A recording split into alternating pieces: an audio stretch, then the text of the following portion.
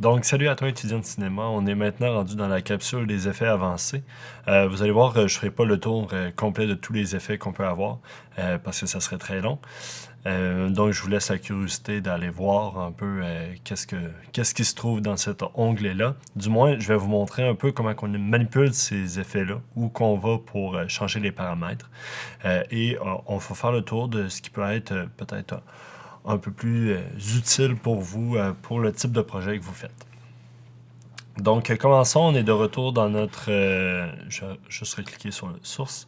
On est de retour dans notre projet première. Vous voyez, ça, c'est les clips vidéo que je me suis aligné tantôt. J'ai rajouté un petit clip de musique pour nous aider à mieux comprendre les effets audio. Donc, allons-y dans ces effets. Vous vous rappelez ici, on a l'onglet Effets, où on trouve entre autres les transitions qu'on a parlé dans la capsule précédente et les effets. Donc, rentrons dedans. Les effets vidéo sont beaucoup plus esthétiques. Oups, j'ai une petite recherche ici. Les effets vidéo sont beaucoup plus esthétiques. Donc, ça va vraiment au choix de ce que vous voulez avoir. Donc, il y a beaucoup de trucs dans ça. Des trucs qui sont plus beaux ou moins beaux. Il y a toutes sortes d'effets, mais ça peut être utile. Si c'est bien utilisé, pourquoi pas. Moi, ce que je vais utiliser, ou vous montrer du moins, je vais retourner vis-à-vis un vidéo et je vais me remettre sur écran adapté. Donc, ce que je vais vous montrer aujourd'hui, c'est le flou. Donc, quand on va dans effet vidéo, netteté, on a ce qu'on appelle un flou gaussien. Si on veut mettre l'effet sur notre vidéo, on fait juste cliquer dessus et maintenir notre souris et le glisser sur le bon clip. Là, vous voyez, il n'y a rien qui change. Donc, si on veut bouger les paramètres de cet effet-là, on s'en vient en haut ici. Vous avez votre fenêtre source, mais vous avez aussi le panneau options d'effet. Si je clique dessus, vous voyez, on voit tous les effets qui sont associés au clip qui est sélectionné en bas. Donc, entre autres, le flou gaussien. Si on voudrait l'enlever, on a juste à cliquer dessus et à taper sur le clavier sur le delete. Là, dans ce cas-ci, je vais venir le remettre. Donc, quand on ouvre notre option, on peut, ici, le petit effet qui sert à désactiver ou non notre effet. Donc, si on veut voir, mettons, avant de mettre notre effet, qu'est-ce que ça donne et après, on peut jouer avec ça. Et à l'intérieur de ça, on a les paramètres.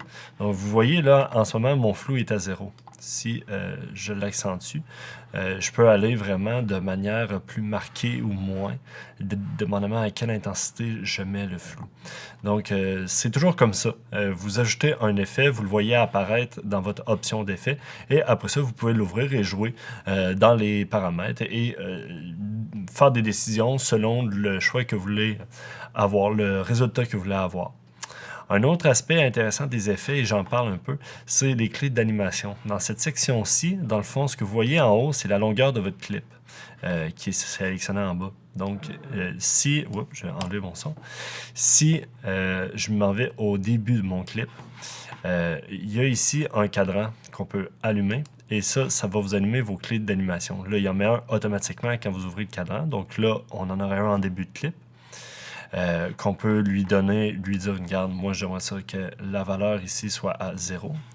Et à la fin de mon clip, j'aimerais ça que le flou soit quand même intense. Fait que si je veux rajouter une clé d'animation, je pèse ici sur le petit losange et je pourrais en mettre comme bon me semble un peu partout. Et si je veux les déliter, juste à les sélectionner avec votre souris. Delete. On sélectionne et on delete. Si on veut changer la valeur, il faut vraiment retourner sur notre clé. Et vous allez voir, vous allez être vraiment dessus quand que votre losange devient bleu. Donc, un frame avant, j'étais pas dessus. Et là, hop, je suis dessus. Et là, je peux lui dire, regarde, mets-moi ça intense. Et là, vous allez voir que plus en plus que votre clip avance, plus qu'on part d'une netteté à 0 jusqu'à un flou complet. Et si, mettons, vous vous dites, ben, j'aimerais ça avoir la moitié de mon clip de manière très nette et qu'à partir de la moitié, mettons environ ici, il commence à être flou. Donc, vous pouvez prendre votre clé et la bouger où bon vous semble. Donc là, on va avoir un clip correct et dès qu'on arrive au milieu, hop, on s'en va au flou.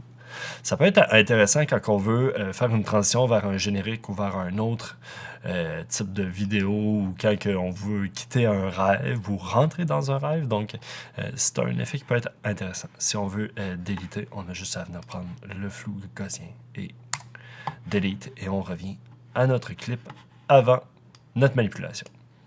Deuxième manipulation intéressante, c'est de recadrer notre image, donc de faire un léger zoom si jamais vous voyez une perche qui rentre dans votre clip ou il y a quelque chose dans le décor qui ne vous plaît pas et que vous pouvez zoomer dans votre image sans couper des éléments importants. C'est très facile, donc vous pouvez juste mettre, mettons, votre vidéo pour qu'il occupe 25% là, de la place ici pour vous laisser un peu d'espace. Et quand vous double-cliquez sur votre image, il apparaît un cadre bleu. Si vous allez voir, quand vous allez à l'extrémité de votre cadre, vis-à-vis les carrés bleus, là, votre fenêtre, votre flèche change. Et là, vous pouvez venir agripper votre carré. Et si vous maintenez votre Shift sur votre clavier, eh bien, il va bouger sans perdre le ratio de votre image, donc sans déformer votre image, ce qui est quand même assez important. Sinon, ben, vous allez perdre la qualité de votre vidéo. Là. En fait, là, votre protagoniste va devenir soit trop mince ou dans une forme qui est irréelle. Donc, on agrippe, on tient le Shift, et là, je peux grossir. Et ce qui est intéressant, c'est que vous voyez, mon image, elle est beaucoup plus grosse que mon cadre. Donc, en même temps, je peux décider de dire, regarde, j'aimerais ça avoir au centre ou plus sur le côté. Si on va trop loin, ben là, vous voyez, votre image commence à sortir de votre cadre et là, vous avez du noir qui apparaît. Donc, ça, c'est un outil qui est intéressant. En gros, pour le vidéo, c'est ça. Mais vous voyez, des effets, il y en a et il y en a. Donc, ayez la curiosité d'aller voir. Des fois, vous pouvez trouver des trucs qui sont très, très intéressants. Maintenant, pour l'audio, on va aller vis-à-vis mon clip de musique en bas. Je vais me permettre de le grossir un petit peu. Hop. Donc voilà, on est rendu sur les effets audio. Il y a 3 types d'effets qu'on va voir aujourd'hui. Encore là, il y en a beaucoup plus. Je vous laisse la curiosité, encore une fois, d'aller voir qu'est-ce qu'on peut faire. Mais du moins, moi, ce que je vais vous montrer, c'est 3 types d'effets qui reviennent de manière un peu plus récurrente. Donc, on a ce qu'on appelle un passe-haut et un passe-bas. Qu'est-ce que c'est ça? C'est quelque chose qui va couper soit vos basses ou vos aigus. Donc, si on a un passe-bas, on laisse passer les basses. Donc, dans ce cas-ci, on va couper les aigus. Si je viens le mettre sur mon clip et que je le sélectionne, OK, c'est sélectionné tout seul. Donc, vous voyez, encore une fois, dans mon option d'effet, je peux jouer avec mon passe-bas. Un passe-bas pourrait servir à, admettons, votre protagoniste est en dehors d'une maison où se déroule un party. Eh bien, lui, il va entendre la musique, mais il va entendre partiellement les basses. Donc, il n'entendra pas les aigus. On peut donner cet effet-là à notre son. Donc, par exemple, je pourrais dire, regarde, coupe-moi tout ce qui est en haut de 10 000 Hz. Ou je pourrais dire, coupe-moi tout ce qui est en haut de 5000 Hz. Donc, plus en plus que mon chiffre est petit, moins on va avoir d'aigus. Donc, on peut peut-être aller voir l'exemple qui suit pour vous donner une meilleure idée.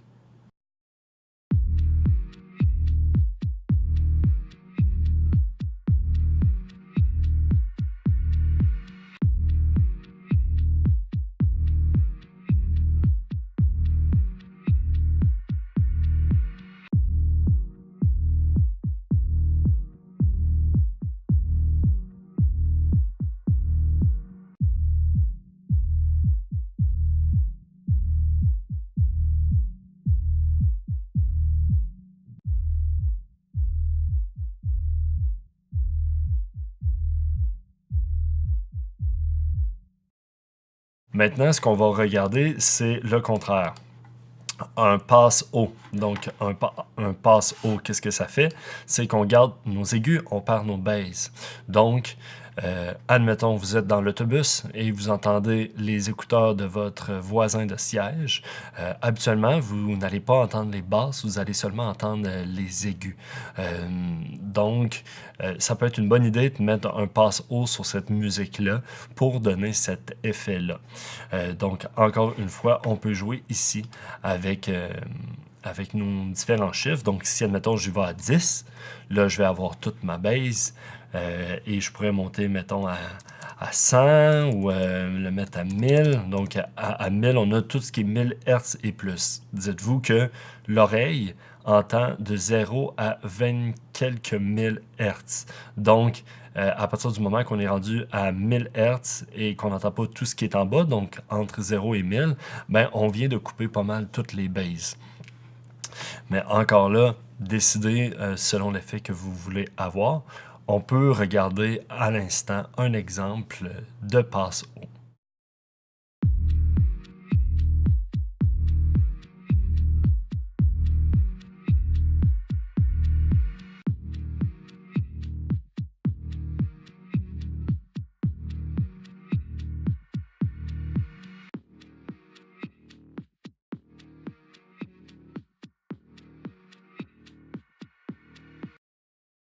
Donc finalement, la dernière qu'on va voir, mais n'oubliez pas que vous pouvez avoir beaucoup d'autres trucs et n'hésitez pas à être curieux, c'est les EQ. Vous voyez ici dans ma fenêtre d'effets, il y a une petite loupe. Ça aussi, ça peut vous servir quand que vous voulez avoir un effet en particulier et que vous ne le trouvez pas.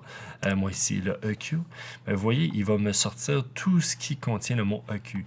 Donc moi, ce que je veux, c'est un EQ paramétrique. Donc, si, encore une fois, je le glisse ici et que je vais dans Modifier parce que je veux quand même le voir, ce que ça fait, un EQ, c'est que ça va isoler une fréquence ou un groupe de séquences. Donc, souvent, quand on veut couper, admettons, un bruit de frigidaire ou on aimerait ça couper un bruit de néon ou un buzz quelconque, on peut utiliser l'EQ pour descendre cette fréquence-là complètement. La seule affaire qu'il faut vérifier, c'est s'il y a quelqu'un qui parle dans la scène, est-ce que ça va venir jouer avec sa voix à lui? Si oui, ben c'est peut-être pas une bonne idée, puis à ce moment-là, peut-être qu'on va vivre avec notre bruit, parce que là, ça va faire bizarre d'avoir une voix qui est comme un peu distorsionnée. Donc, comment ça fonctionne, un égalisateur paramétrique? C'est que vous pouvez décider d'utiliser ça d'une manière très, très étroite. Donc, si je viens juste cliquer sur le cercle et que je le descends, vous voyez, ça l'affecte pas, ça l'affecte vraiment une bande de fréquence en particulier. Mais je peux aussi venir étirer mon rectangle et là, plus en plus que je l'étire, plus en plus que ça va venir affecter beaucoup de zones de fréquence. Donc, c'est vraiment au choix. Et ça, cette bande-là, ben, vous pouvez la bouger, soit dans les plus graves ou dans les plus aigus. On va regarder à l'instant un exemple de EQ.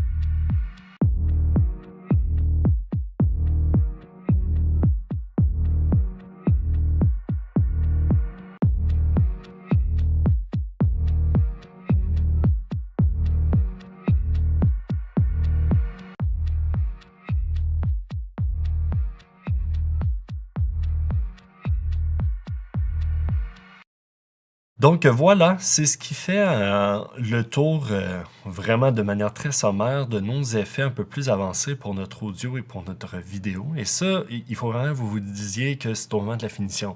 Donc, mon montage est fini, je suis content, j'aimerais ça peaufiner des choses. Ben, c'est des trucs que vous pouvez faire. Encore là, vous pouvez... Les possibilités sont très, très grandes. Donc, c'est à vous de voir sur quoi vous désirez travailler ou qu'est-ce qui vous énerve un peu plus dans votre montage que vous voudriez arranger pour le rendre d'une manière plus optimale. Donc, voilà ce qui fait le tour de la capsule sur les effets avancés.